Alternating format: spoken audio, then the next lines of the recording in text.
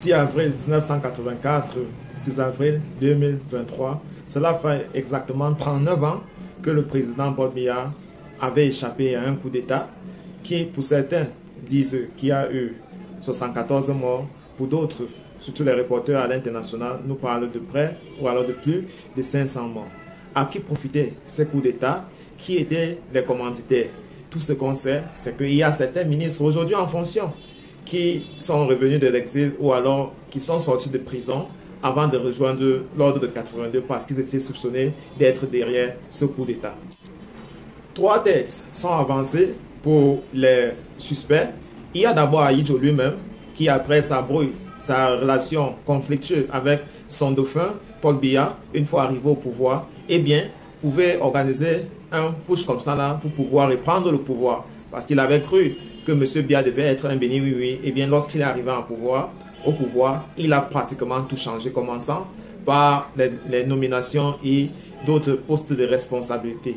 Également, M. Paul Biya également est soupçonné d'être à l'origine, parce que avec cet environnement délitaire qui existait à cette époque où certains ne savaient pas à qui finalement prendre de l'autorité ou alors à qui prendre le pouvoir, parce qu'une fois, il continuait à avoir Ahidjo comme le président de l'UNC, le parti uni à l'époque, et Paul Biya comme le président en exercice au pouvoir. Et bien, Paul Biya pouvait donc organiser ça pour facilement se défaire de tous ceux qui étaient dans les alentours, étaient encore au sort d'Ahidjo, ou alors même les bénéficiaires, les poutistes, les gens d'Ahidjo qui étaient mal à l'aise avec le nouveau traitement que M. Biya leur attribuait, tout simplement parce qu'ils étaient à la sorte d'Ahidjo ou alors parce qu'ils restaient fidèles au président Ahidjo. Toutes ces 3 pistes-là restent toujours sans confirmation. 40 ans, 39 ans après, tout ce que l'on sait, c'est qu'à cause de ce pouce-là, ça a créé une grande friction entre l'axe nord-sud, parlant du Cameroun nord-est et Cameroun sud-est. Il y a aujourd'hui un fossé qui, au fil des années, s'est plutôt élargi. Et on sait également que cela a rendu Paul Biya un homme très méfiant, méticuleux et très résistant. Parce que beaucoup se demandent comment il a pu faire, comment il a pu transformer les Camerounais en un laboratoire, leur faire agiter, ou alors comment rester à son écoute. Puisque lorsqu'on voit les hauts gradés de l'État, de l'armée, de l'éducation, parler de Paul Biya, on finit par comprendre que ce monsieur, il a transformé les esprits. Il est devenu, grâce à ce coup d'État-là, pour certaines analyses politiques, il est devenu très redoutable, il est devenu très résistant. Il a compris qu'il était en danger et donc il s'est préparé et il s'est toujours préparé en cas où danger arrivera. Un homme rare qui utilise son nom pour gouverner le pays, même à distance. Avant que l'arrivée des BAS ou alors le Code en Europe qui a commencé à lutter contre ces séjours, M. Biya a passé beaucoup plus de temps en Europe. Il allait régulièrement en vacances et il restait 3 mois, 6 mois à diriger le pays à distance. Et il faut avoir réellement la main mise sur le gouvernement, il faut avoir la main mise sur tes hommes pour pouvoir faire ce genre de confiance. M. Biya arrive comme ça à téléguider presque tous les Camerounais parce que chacun à sa place sait ce qu'il bénéficie et donc utilise le nom de M. Biya à longueur de journée pour convaincre d'autres qui n'ont pas cette même proximité et au niveau des moyens, au niveau des relations, au niveau des décisions.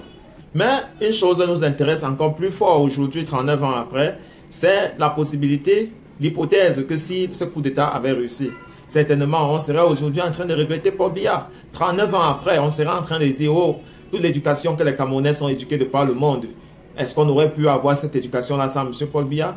Tous les hauts placés de l'État, les dirigeants, ceux qui sont proches de lui, est-ce qu'on aurait pu avoir ces dirigeants? Tous les palmarès qu'on a eu dans le domaine sportif, est-ce qu'on aurait pu avoir tout cela sans M. Biya?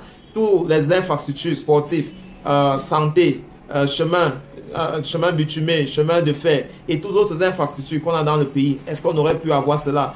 La vie moins chère ou alors la vie chère, l'éducation, j'en ai parlé, la corruption qui pour certains est passée d'une simple gangrène à un cancer généralisé. Est-ce qu'on aurait pu avoir tout cela aujourd'hui sans M. Biya? Net, comme on aurait fait avec d'autres leaders charismatiques, à l'instant de Patrice Lumumba, de Thomas Sankara, de Marie Bida, tous invincés très tôt. On serait aujourd'hui en train de dire que si M. Biya avait été là, il aurait aidé le Cameroun à devenir un pays émergent. Mais nous voici 39 ans après. C'est le même Biya qui a réussi à dominer ce coup d'État-là. C'est lui qui a vaincu ce coup d'État et il est resté en place. 40 ans après, est-ce qu'on peut dire le même regret qu'on a pour Thomas Sankara, qu'on a pour Patrice Lumumba? Si les Camerounais étaient à la place des Burkinabés ou alors à la place des Congolais, est-ce qu'ils auront pu dire que si Paul Biya était là, leur pays ne serait pas en train de vivre les affres qu'ils sont en train de vivre? Malheureusement, les Camerounais, sur tous les toits, commençant par le sport qui aujourd'hui fait la une, passant par la justice qui est pratiquement au sol des gens d'en haut en haut, parlant notamment du cas du journaliste, le patron de Radio Amplitude à Yaoundé, j'ai nommé Martinez Zogo, qui a été comme ça froidement assassiné. Et jusqu'à aujourd'hui, 3 mois après ou 2 mois après, la justice peine à rendre verdict sur ce cas-là. Les Camerounais auront dû dire que si Paul Biya était là, peut-être que la justice aurait été rendue. Mais il faut dire, Paul Biya est là. Pourquoi est-ce que la justice n'est pas rendue? Pourquoi est-ce que les jeunes n'ont pas le travail? Pourquoi est-ce que le multipartisme a du mal à s'implanter dans notre pays? On voit aujourd'hui ce qui arrive au SDF, l'une des formations politiques qui, dans l'histoire du Cameroun, se dit avoir lutté pour la démocratie. Aujourd'hui, elle est devenue l'ombre d'elle-même. On voit d'autres formations politiques comme le MLC, avec ses leaders qui sont en train de croupisser en prison et à cause de la revendication de leurs droits, le droit de démonstration notamment, et le droit d'avoir la possibilité d'avoir accès aux fonctions publiques, comme M. Biya et son gouvernement ont pu conquérir à travers les yeux. Voilà autant de questionnements que les Camerounais se disent. Si ce push de 82 n'avait pas échoué, c'est qu'on devait en train de se plaindre aujourd'hui que, ouais, si M. Biya était là, les choses ne seront pas comme ça. Est-ce que finalement, après avoir mis cette analyse, est-ce qu'on peut dire Biya est une chance pour le Cameroun ou alors une malchance? 30 ans après, au lieu de pleurer que si Biya était là, les Camerounais aujourd'hui, pour la majorité, sont en train de se battre pour se défaire de lui, mais malheureusement, plus les moyens sont mis aujourd'hui, les moyens de l'État, pour le protéger, pour le laisser carrément mourir au pouvoir, pour le laisser carrément continuer à dicter l'ordre de vie des uns et des autres. C'est pratiquement très compliqué aujourd'hui d'expliquer à un Camerounais son intérêt pour la politique, parce que beaucoup vraiment, ça ne vaut plus la peine.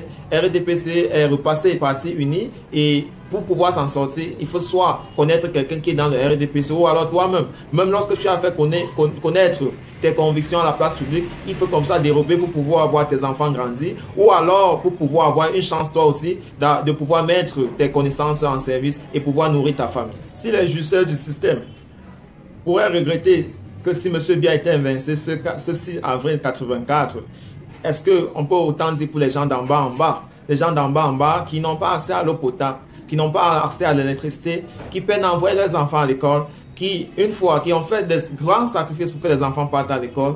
Avec les diplômes, les enfants n'arrivent pas à trouver les pays. Les gens d'en bas en bas, qui leurs enfants doivent migrer par le Sahara et mourir dans le désert. On écoute dans les informations qu'un nombre de Camerounais sont expatriés partant de la Tunisie, et leurs composantes vont des enfants passant par des gens qui n'ont pas pu payer leur pension côté Tunisie, ou alors qui n'ont pas pu s'intégrer dans le monde du travail. Ils sont comme ça expatriés dans leur pays, et c'est la moindre. On a connu presque dans tous les pays en Europe les Camerounais qui sont comme ça en asile à cause de leurs opinions. Même réfléchir comme on réfléchit là pose un sérieux problème.